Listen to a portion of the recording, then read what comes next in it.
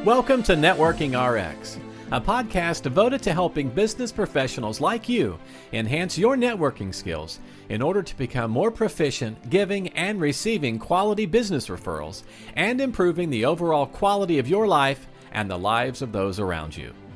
The Networking RX podcast is a production of AmSpirit Business Connections, an organization whose mission is to empower business success through networking.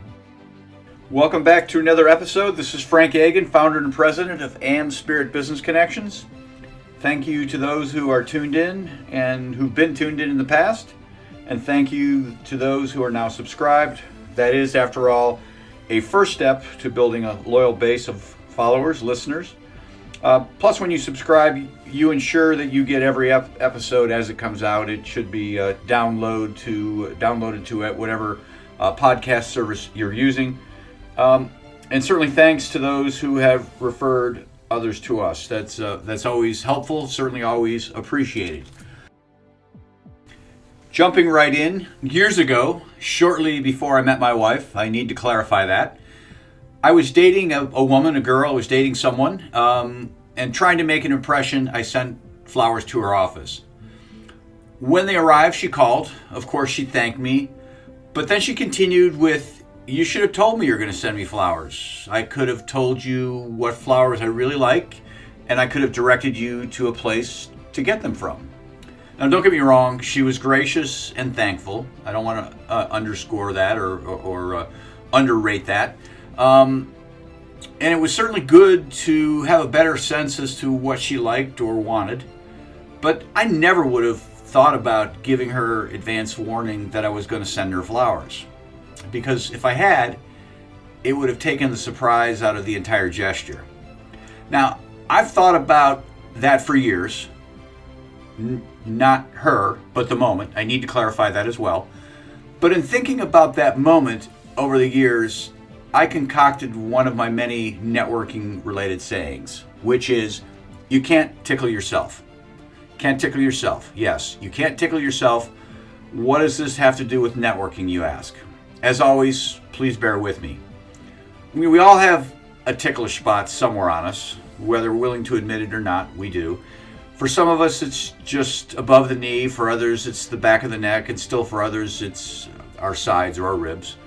Scientists have discovered that the feeling experienced when we're tickled causes us essentially to panic, which they theorize is a natural defense from the days when little creepy crawler things like spiders and bugs could actually do us harm. Even today, slight contact from insects can send a chill through some of us. Simply it's our body's way of letting us know that something's crawling on us. For some of us, that same ticklish feeling elicits a response of uncontrollable laughter.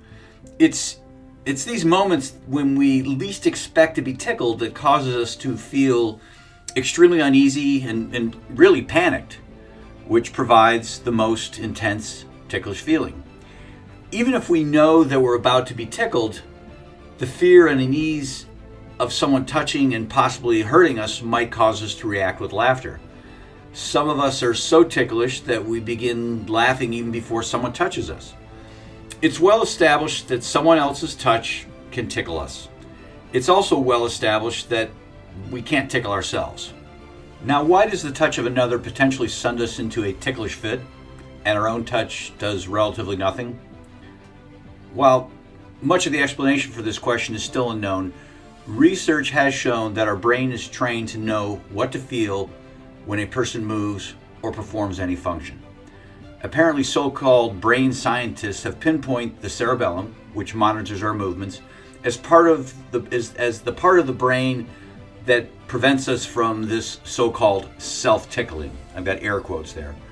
This part of the brain, among other things, distinguishes between expected sensations and unexpected sensations. An expected sensation, for example, takes place when your finger touches your phone, let's say. In summary, your brain anticipates the contact. An unexpected sensation, on the other hand, occurs when someone sneaks up behind you and just taps you on the shoulder. Generally, the brain diminishes the sensations of you touching your phone as your brain anticipates the contact. However, it focuses a lot of attention to someone tapping you on the shoulder. The difference in reactions from expected to unexpected is a built-in response, which probably developed in early humans to protect us from predators, even if those predators were creepy crawling things. Therefore, we're not aware of many of the sensations generated by our own movements. For the same reason, we can't tickle ourselves. If we grab our sides in an attempt to tickle ourselves, our brains anticipate this contact from the hands and prepares itself for it. In short, our brain's anticipation of contact eliminates the feeling of panic, and our body does not respond the same as it would if it were somebody else touching us or tickling us. Thus, we can't tickle ourselves. So, what does the operation of the brain's cerebellum in preventing us from tickling ourselves have to do with networking? Let me explain. As I've stated in umpteen previous episodes, networking is about giving to those around you and trusting that this altruism makes its way back to you. This network giving or altruism is not necessarily about the transfer of wealth. The situation where you're shifting some of your resources to another, improving what they have at the expense of your own. In fact, this network giving or altruism is not necessarily a parting of anything at all. It's about sharing. It's about giving of ourselves and in the process gaining as well. This network giving or altruism is about creating joy in the hearts of another by our contributions, our deeds, or our comments. To this end, the biggest impact we can have on another through our network giving is when we do things they don't expect. So just as we can't tickle ourselves, we can't convey true altruistic or networking joy on another if they know it's coming.